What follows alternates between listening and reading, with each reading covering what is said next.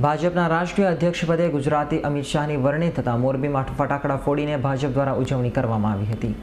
તાજેતરમાં થયેલી સંસદ સભ્યની ચૂંટણીમાં ઉત્તર પ્રદેશમાં ભાજપની સંચાલન કરી રહેલા ગુજરાતના પૂર્વ ગૃહમંત્રી અમિત શાહને સોંપવામાં આવી હતી, જેમાં તેમણે સારી કામગીરીથી ભાજપની ઉત્તર પ્રદેશમાં સારી સીટો મળી હતી। ત્યારથી જ અમિત શાહને ભાજપનું રાષ્ટ્રીય અધ્યક્ષ પદ મળે તેવી સંભાવનાઓ શરૂ થઈ ગઈ હતી।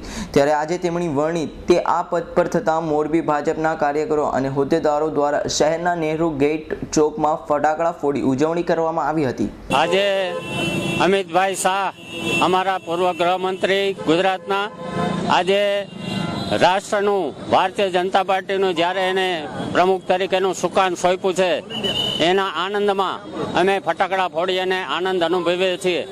અમિતભાઈ શાહ અને નરેન્દ્રભાઈ મોદીની જોડી પાર્ટીનો અને દેશનો સારામાં સારો વિકાસ કરે એવી અમે પ્રભુને પ્રાર્થના કરીએ, જેમાં મોટી સંખ્યામાં ભાજપના અગ્રણીઓ ઉપસ્થિત રહ્યા હતા। રવિ મોટવાણીનો રિપોર્ટ S9 ન્યૂઝ મોરબી।